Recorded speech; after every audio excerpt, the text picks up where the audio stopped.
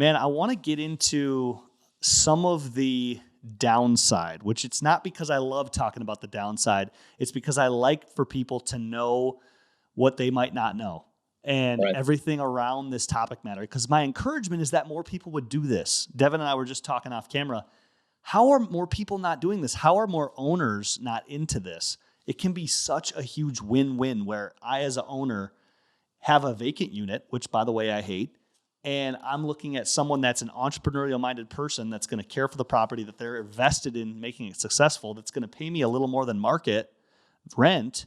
And they're going to find a win in it with their own cash flow. And it can be an amazing build. So I love this and I want people to do this, but I want to know the risks. So Devyn, you just touched on them briefly, but let's talk through some of these, man. I want to know about the upfront costs. Okay.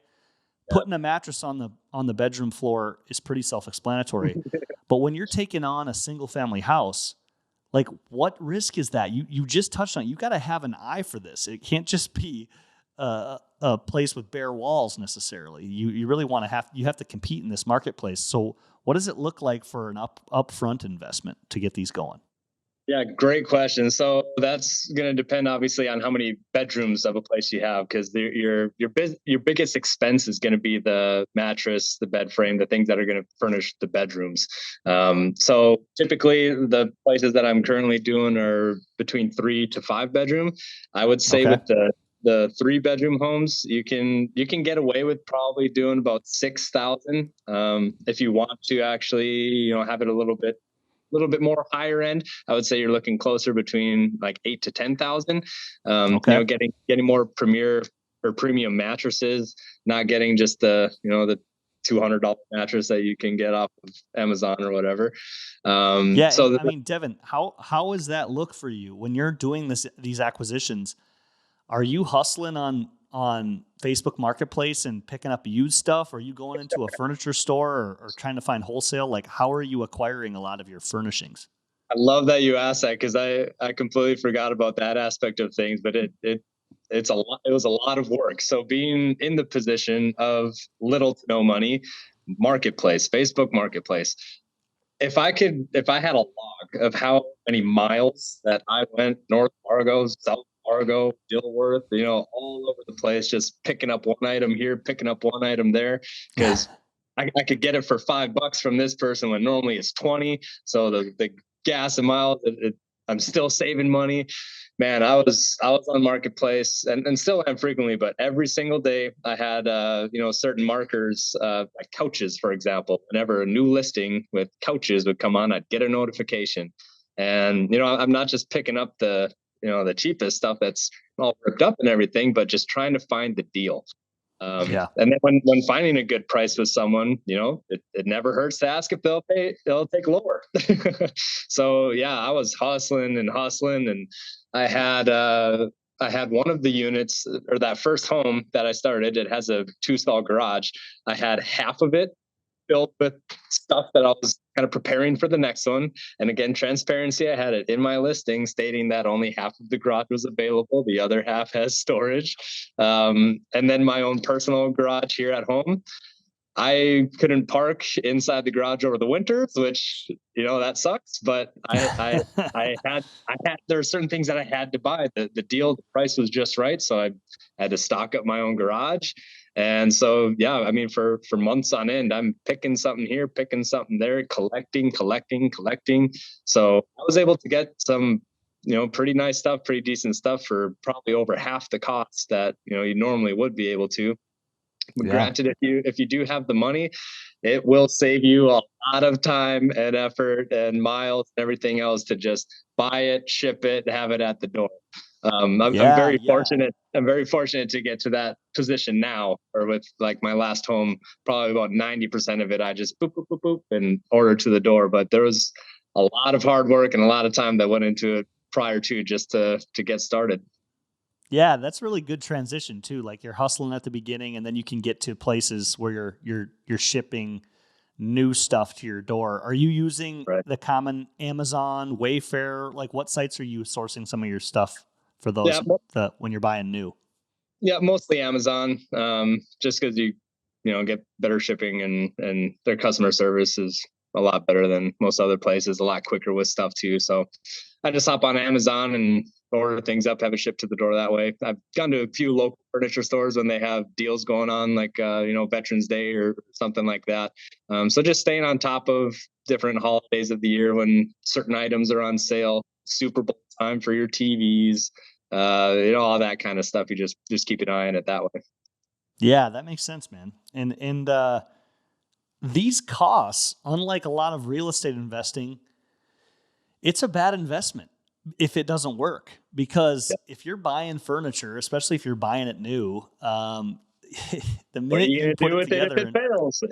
yeah, like getting rid of it, it's a reason it's really cheap on Marketplace. It's like 20% of the normal cost, right? Because that could be you if this doesn't work out, but that's a big risk because there's not a lot of resale there. That's a really hard cost. It is.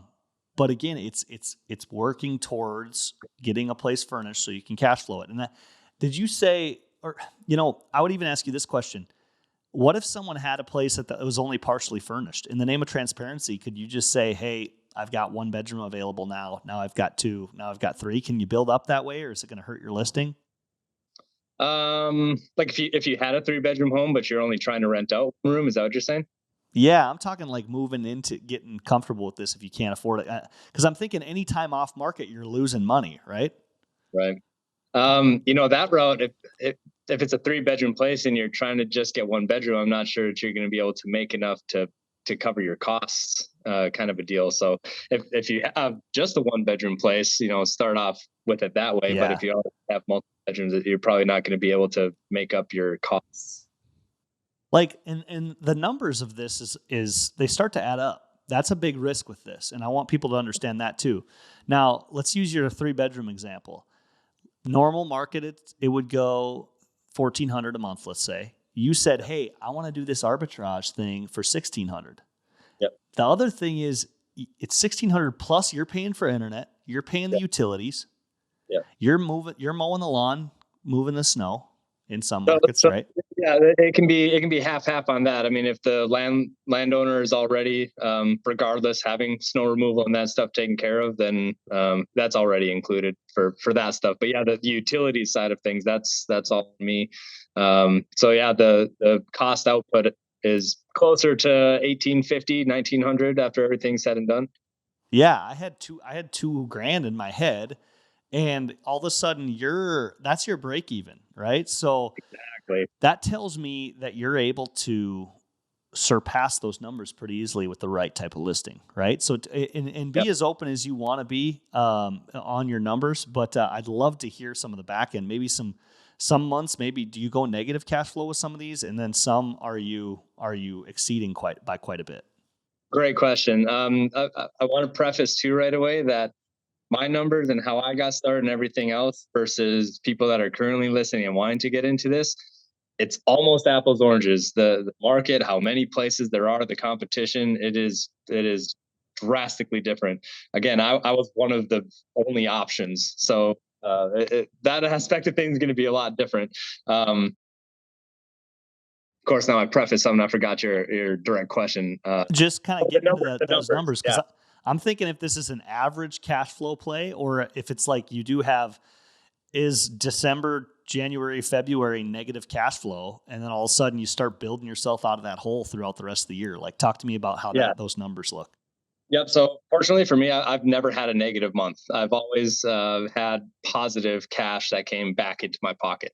Now the numbers that look as winter is going on currently, they're low, and especially right now with how many other places are available, I've seen it lower than what it was last year, for example. However, I've been able to, since this is a business, that's another thing I want people to know and understand.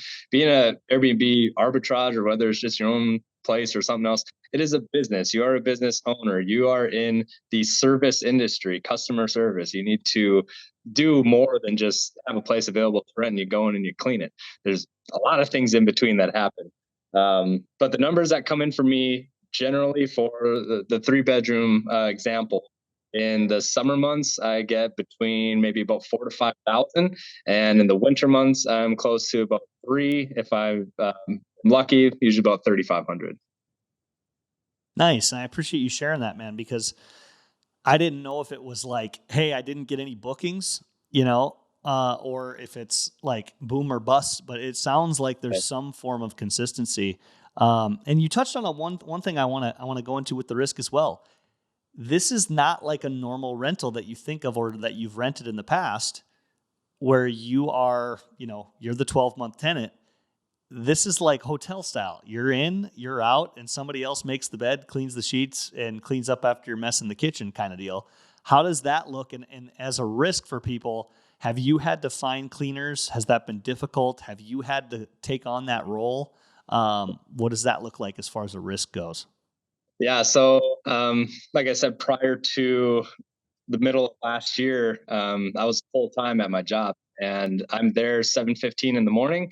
I typically have usually 50-minute lunch break, and then I'm there till about 6 o'clock at night. So it was that lunch break. Guess what? I'm working. So as soon as I clocked out and I'm on lunch break, I'm eating my food in my car on the way over to the place, and I got to start laundry, got to make the beds, got to clean the messes, and get back to work. The 9 to 5. So initially starting out, I'm doing all of that, and I've gotten to a point now that I work with a cleaning company here in town, and so right now I'm doing about half half. So with them, I have them go in and just do kind of the general cleaning, floors, countertops, microwave, fridge, all that kind of stuff. And then I still take care of like all laundry and making and preparing all the beds. So there's a few times that they, if I'm gone, for example, and they're available, that they'll do, the whole place. And otherwise, for the most part, now that I'm part time and taking more responsibility into this job myself, I'm doing about half. Gotcha. Yeah, man. And I love that you mentioned the business owner hat. You've got to wear the business owner hat with this. Right. And generally speaking, when you're getting something like this started, there's not all this margin to have it managed. Or, we talk a lot about passive income on the Passive 25K podcast. You can't, it's a lot of active right away. Yeah. And I want you to speak too. What have you learned about being a host? I mean, you hit it on the head. This is a service business. You're Yep. serving people, you're providing lodging, and that means you have to be a host. Yep. What are some tips and some advice that you can give people that are like, hey, I'm going to try this out, but I want to make sure I know how to host people on this site? Exactly. So that's where I know of someone who started their first single family home for Airbnb, and this is a very common theme that I'm seeing across the board with this boom that happened. Is they've seen and heard all the numbers, they get it up, going, and starting, but it's a review system, and if you get bad reviews, no one's going to book your place, and that whole aspect of things, not constantly, I shouldn't say that, but initially, after the first day, and depending how long the booking is, I'm checking in with people like, hey, is everything good? Do you need anything? Is there anything that I could do to improve your stay? With one of the newer properties that I started up, I can't believe I forgot this item. I forgot a coffee maker, right? One of the more key essential things for the kitchen. And I checked in with them, anything you need, and they're like, is there a coffee maker here? And oh no, I don't have that. So boom, I went and drove to Target, went and bought one, I brought it over, and I said, hey, I'm sorry, and I can get it set up for you, and do stuff like that. So there's little things that make a huge difference in someone's stay, and it's those things that are going to get your higher positive reviews, which that's the business aspect of it. Once you first have that listing and it says new and there's no reviews on it, people look at that stuff, as a guest looking to stay somewhere. And if they see, that there's something wrong here, something wrong there, another review here, there's things wrong, they might just pass on it and go off to someone else. Which again, I'm very fortunate. I got in the game early. I've got over 300 reviews. I'm the super Wow. host status, which is over a 4.8 overall rating. And so my listings, show up sooner than other people's listings, but it's a lot of work and build to get to that point. And so I want people, when they get into this, if they have the mindset of money, I can almost guarantee it's not going to work out. Yeah. Money is a part of it, and there's great money to be made. But the other side of it, and the bigger side of it, is it's a customer service business. You need to have your mind on the customer, your mind on the guest. Are you fulfilling, their needs to the standards that you want to have met? If you're not, the business will likely, maybe not fail, but it's not going to produce as much as you think, and that money side of things is actually going to start to deplete. Yeah, man. That makes total sense. And dude, I just want to affirm your hustle. Devyn, I just see you you getting after it. You mentioned, you were back in Fargo and you were broke. And this has been your hustle. This has been your achievement, your mountain to climb. Yeah. And I think it's such a cool way. And I have to remind people that if you're getting into this passive income journey, if you're ready to start another stream of income, in a lot of ways, you can't have passivity of funds until you're trading time at the beginning, and Right. as you start to gain the funds to leverage yourself, you pay for that time back, and Right. so this is a build process.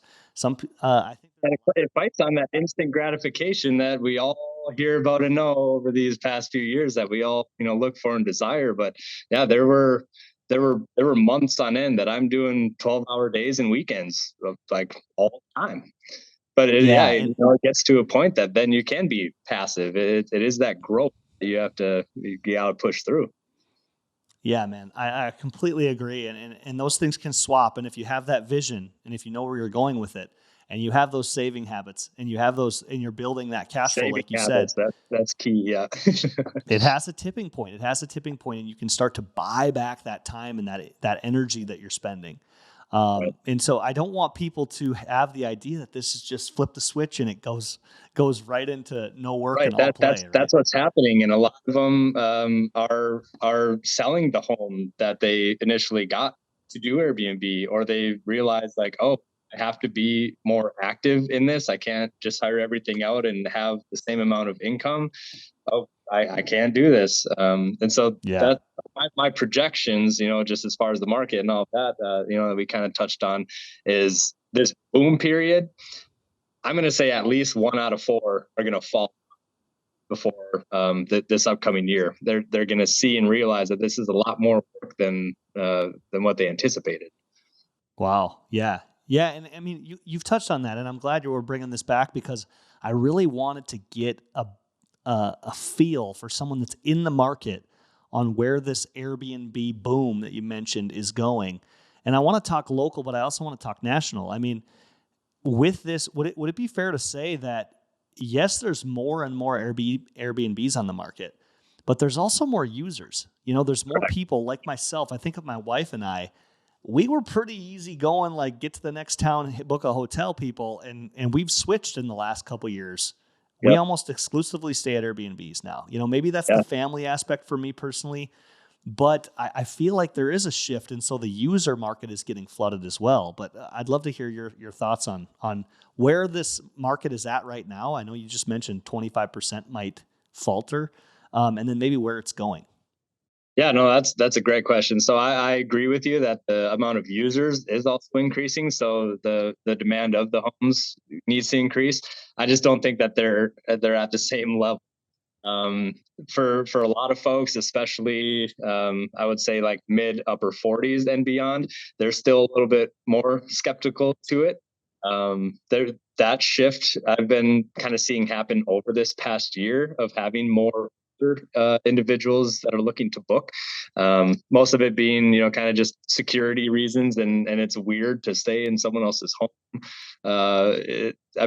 It's completely new to them, but the uprising of users is going pretty substantial.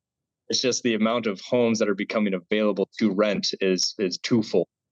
Think that there's too many that aren't going to be able to stay booked, and especially with newer people starting. Again, it's starting a business, so you got to create a reputation.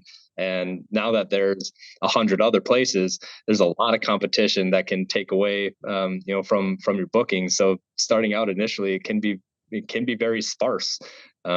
This summer is going to be a great opportunity to see just how much the boom of users, and especially Fargo, is going to hit, because like I said, I open it up and there's 100 within kind of the Fargo Forest, Dilworth area, and just to see how much all these places are being booked is going to be interesting. And then on the bigger aspect of things, that's an interesting part that's happening currently. Are some of these bigger cities, like New York City, like big cities, they're starting to create more city mandates or laws, if you want to put it that way, on short-term rentals. And so there have been people, I followed this page on Facebook of Airbnb Superhost.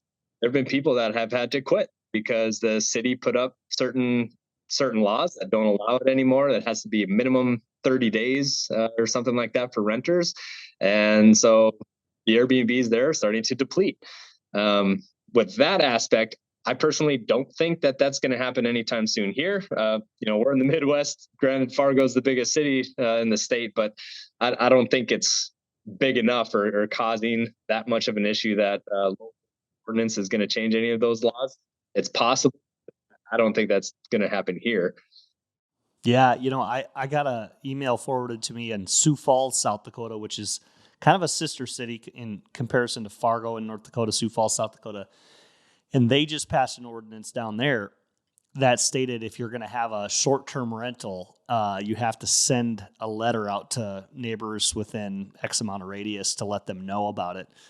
So it's kind of a gentle little hurdle that's easy to get over, but I do see more and more. The popularity is growing, so there's going to be more attention. Yep. And with all that being said, I want to go glass half full on this. If you're in this game, if you're thinking about this and you want to do it right, all Devyn is saying is if you do it right, you can do it well, and you can have success at this. Yep. So again, if you're going to do this the right way, what I'm hearing, Devyn, and correct me if I'm wrong here, is you're going to have an eye for design because you're in a competitive marketplace now. This isn't just anybody can do it. So you're going to have a place that's really a luxury stay. Think about competing with a hotel room. Those are always crisp, modern, usually, and ready to rock and clean. I think of your listing has to look good. I think of the service has to be there. You have to start to build your reviews. You might have to lower the price and be competitive that way in order to build your reviews. Devyn, what am I missing here, man? No, that all hits it right there. Especially what you said, having a lower price. Once more and more places started popping up on the market, and I was still early on, and I wanted to gain more reviews, I dropped my price a little bit. I took a little bit of a hit in revenue so I could build more of that longer term, sustainable company per se. So that is something that might have to be done. One thing I like to tell people is there are tiers and demographics. So, for example, one of the houses that I have is a 5-bedroom, and I host up to 15 people to stay there versus a 3-bedroom, maybe you can support 10 people. So there's different tiers of guests that are looking for places to stay.